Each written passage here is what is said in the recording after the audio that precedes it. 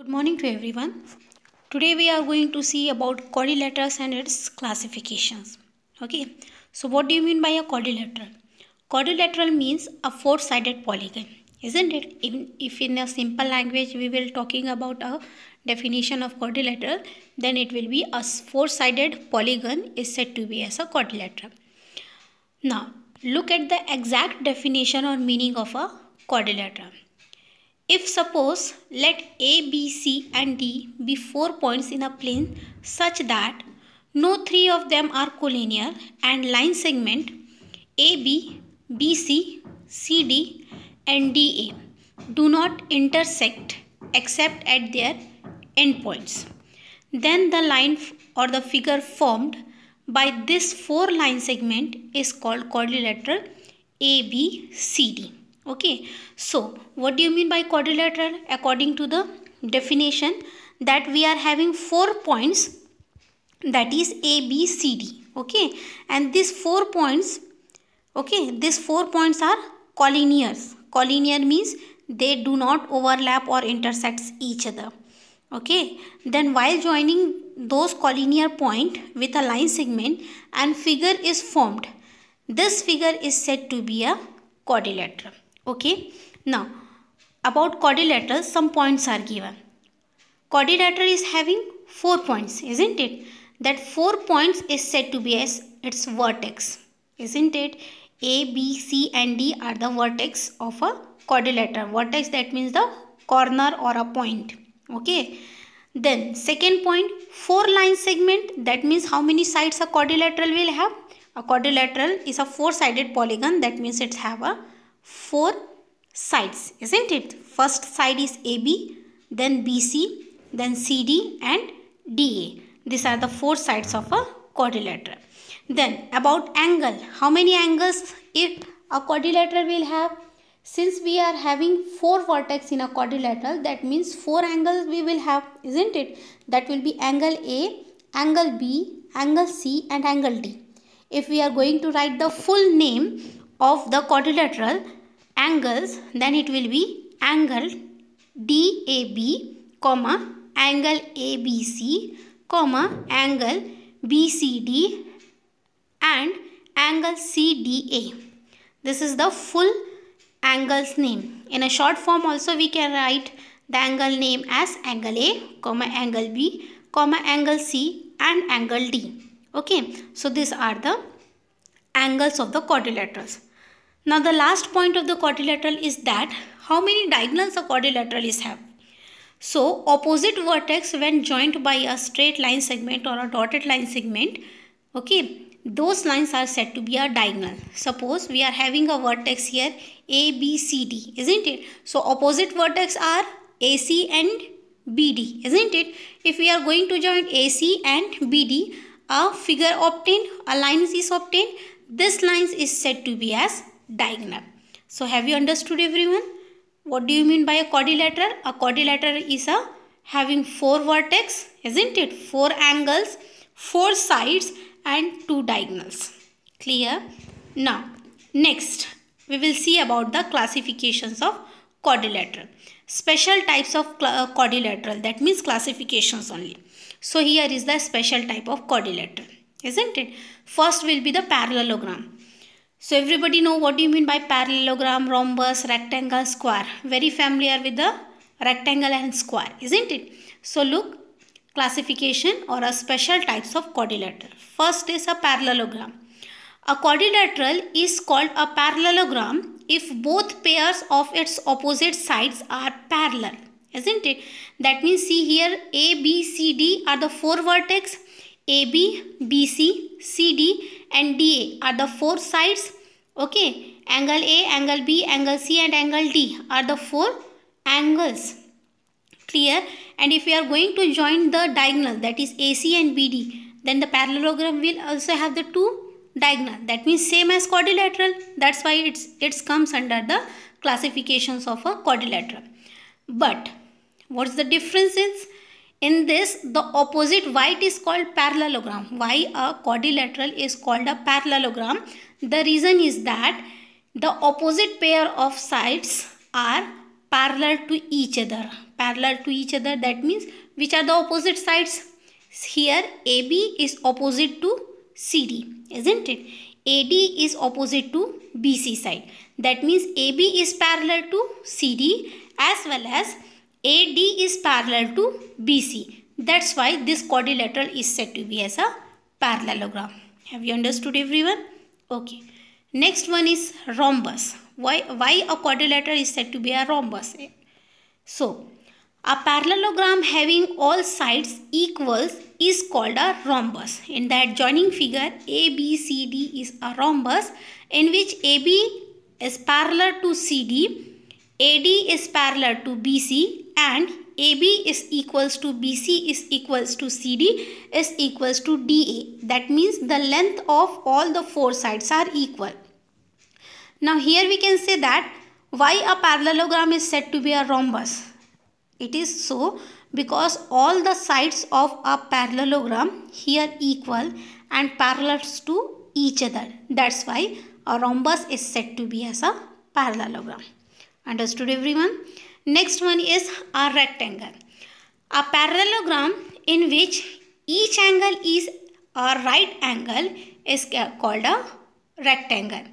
In the adjoining figure, ABCD is a quadrilateral in which AB is parallel to DC, AD is parallel to BC, and angle A is equals to angle B equals to angle C equals to angle D, that is 90 degree. Therefore, parallelogram ABCD is said to be as a rectangle ABCD. Understood why it is so? Why it is so a rectangle? We can say a parallelogram as a rectangle if all the four angles are a 90 degree angle. That means all the four vertex, if it is forms a 90 degree angle, that means a parallelogram is said to be as a rectangle. Okay, AB is parallel to the side CD, AD is parallel to the side BC. Clear? Where angle A, angle B, angle C and angle D are equals to 90 degree. Clear, everyone? Now, next one is a square. A parallelogram in which all the sides are equal and each angle measures 90 degree is said to be as a square. Why a parallelogram is said to be as a square? Why it is so? Because all the opposite sides of the parallelogram are of equal length, that means equal measures, as well as they are parallel to each other, that means opposite sides are parallel to each other, as well as the angles are 90 degree. Clear, everyone? That means AB is parallel to CD side, AD is parallel to the side BC. Angle A, angle B, angle C and angle D will be equals to 90 degree, as well as all the four sides are having equal measures. So such kind of parallelogram is said to be as a square. So have you understood, everyone, about parallelogram, rhombus, rectangle, square? Once you will study or know about parallelogram, that means automatically you will remember rhombus, rectangle and a square. Okay, little difference is there among this. Next one we will see trapezium. Okay, parallelogram we had already seen, isn't it? Next one is a trapezium. Trapezium is a special quadrilateral. It comes under the classifications of quadrilateral. So, a quadrilateral having exactly one pair of parallel side is called a trapezium. Suppose in the figure, which two sides will be parallel to each other? Can you say? That is AB and CD. Look where the arrow is there in the figure. That two sides never intersects each other. Such type of lines are said to be a parallel line, isn't it? Whereas the line AD and BC will going to intersect at the top. Okay, it will make a cone at the top. So therefore AB and CD are parallel to each other. So a quadrilateral having exactly one pair of parallel side is called as a trapezium. Understood, everyone? Okay. Next one is isosceles trapezium. What do you mean by isosceles trapezium? A trapezium whose non-parallel sides are equal is called an isosceles trapezium. Non-parallel sides are equal, that means That means what? First you tell me what do you mean by an isosceles triangle. Isosceles triangle means any two sides are of equal length, isn't it? So in the same way, isosceles trapezium, any two sides, that means opposite sides which are parallel to each other, the length of or the measurement of those two sides which are parallel to each other are having the same measures. Understood? That means a trapezium whose non-parallel sides are equal is an isosceles trapezium. Thus, in the above figure, ABCD will be an isosceles trapezium if AB is parallel to DC and AD length will be equals to BC length. I think I have said that opposite way, isn't it? So, the correct definition of an isosceles trapezium is that non-parallel sides are having the equal length. That is, AD measurement will be equals to BC's measurement, and the opposite sides, that means AB will be equals to or parallel to DC. Okay, have you understood? Now, the last one is of kite. Kite comes as a special parallelogram. As a special quadrilateral. So, a quadrilateral is called a kite if it has two pairs of equal adjacent sides but unequal opposite sides. So, in the adjoining figure, ABCD is a quadrilateral in which AB is equals to AD, BC is equals to DC, and AD is not equals to BC as well as AB is not equals to DC. This is called a kite. Okay. Here notations are also given in the figure. Look that BC is equals to CD and AB is equals to AD. Okay. But AB is not equals to CD as well as AD is not equals to BC. So this is the point. Now we will look after some properties of the quadrilateral. So first we know what is parallelogram. Parallelogram means opposite pairs of sides are equal. Opposite sides are parallel to each other, isn't it? The properties of a parallelogram are opposite sides are equal, opposite angles are equal, diagonals bisects each other, isn't it? In the same way, rhombus or a parallelogram with sides of equal length is said to be a rhombus, and the property of rhombus are all the properties of the parallelogram, and diagonals bisect at a perpendicular to each other. That means diagonals are perpendicular to each other. Next, a rectangle. A parallelogram with a right angle is said to be as a rectangle, and its properties are all the properties of a parallelogram. Each of the angle is a right angle and the diagonals are equal, isn't it? Then next one is a square. A rectangle with sides are equal length are said to be a square. All the properties of a parallelogram, that rhombus and a rectangle. This means a square is having all the properties of a rhombus, rectangle as well as the parallelogram. Right? Like the opposite sides are parallel to each other. Length of all the four sides are equal. Each angle is of 90 degree. Like that. That's why it is written.